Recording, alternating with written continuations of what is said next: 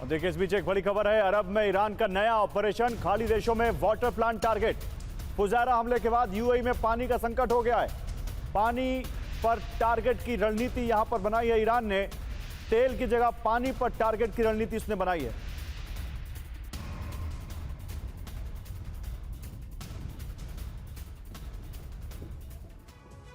और अरब पर ईरान के प्लान का पर्दाफाश हुआ है। अरब के डिसैलिनेशन प्लांट टारगेट होंगे। खाड़ी को पानी के लिए तरसाने की ईरान ने एक नई योजना बना ली है और अगर ऐसा हुआ तो बूंद बूंद के लिए पूरा मिडिल ईस्ट तरस जाएगा। हॉर्मुज़ बंद होने से संकट और गंभीर हो गया है।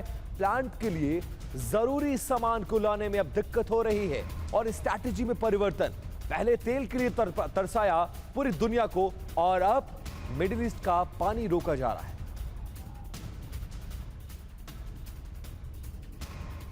तो मिडिल ईस्ट में युद्ध की नई और डरावनी परिभाषा लिखी जा रही है। स्ट्रेट ऑफ हॉर्मुज़, जो अब तक दुनिया के तेल का गला दबाने के लिए जाना जाता था, अब अरब जगत की प्यास का कारण बनने वाला है। यूएई के फुजायरा में ताजा हमलों ने साबित कर दिया है कि ईरान की रणनीति अब बदल चुकी है। यह अब सिर्फ तेल की जंग नहीं बल्कि वजूद की जंग है, जिसे विशेषज्ञ ईरान का वाटर लॉकडाउन कह रहे हैं। हमले के बाद यूएई में पानी के दाम महज 48 घंटों में 40% तक बढ़ गए हैं। ड्रोन और मिसाइल हमलों के कारण डिसैलिनेशन प्लांट्स की बिजली कटी, जिससे उत्पादन 30% तक गिर गया है। अब हॉर्मुज़ ऑयल ब्लॉकेट से वाटर ब्लॉकेट की ओर बढ़ रहा है। ईरान खाड़ी देशों की सबसे बड़ी कमजोरी उनकी प्यास है और ईरान ने ठीक इसी नस पर हाथ रखा है। 5 मई को यूएई के फुजायरा में जो हुआ वो केवल एक सैन्य हमला नहीं था बल्कि भविष्य के वाटर वॉर का बिगुल था। ड्रोन हमलों में डिसैलिनेशन प्लांट्स की पावर लाइनों को निशाना बनाया गया, जिससे रेगिस्तान के इन आधुनिक शहरों में हाहाकार मच गया। यूएई अपनी जरूरत का 90% से ज्यादा पीने का पानी समुद्र को साफ करके बनाता है।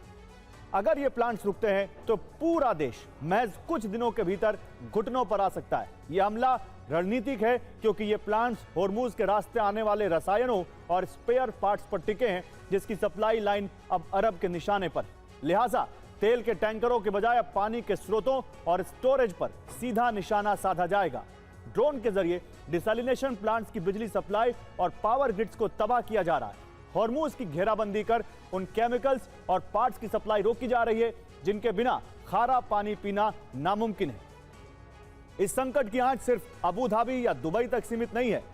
सऊदी अरब, कतर और ओमान ने भी अपने वाटर प्लांट्स की सुरक्षा को हाई अलर्ट पर डाल दिया है। कतर अपने जल स्रोतों की घेराबंदी कर रहा है तो सऊदी अरब रेड सी के रास्ते महंगे विकल्पों की तलाश में।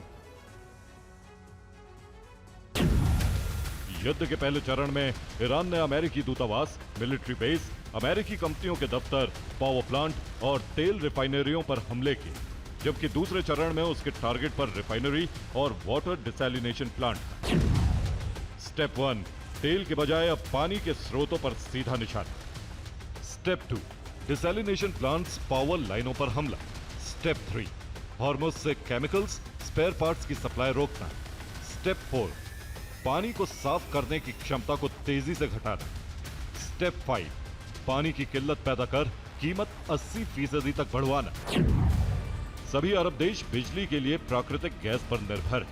अरब के 70% से ज्यादा बिजली प्लांट प्राकृतिक गैस से चलते हैं। ईरान ने बैलिस्टिक मिसाइलों से इन्हें निशाना बनाया है तो गैस की सप्लाई कट जाएगी और बिजली प्लांट बंद हो जाएंगे।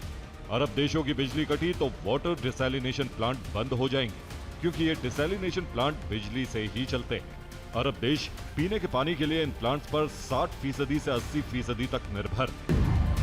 रिपोर्ट्स के मुताबिक हमले में प्लांट की बिजली सप्लाई लाइन को नुकसान पहुंचा, जिससे करीब 24 घंटे तक उत्पादन 30% तक घट गया, जिससे डिसैलिनेशन प्लांट पर भी असर पड़ा। फुजरेहा रिफाइनरी में हमले के बाद से यूएई में पानी की भारी किल्लत हो गई। पानी की कीमतों में 40% का इजाफा हो गया।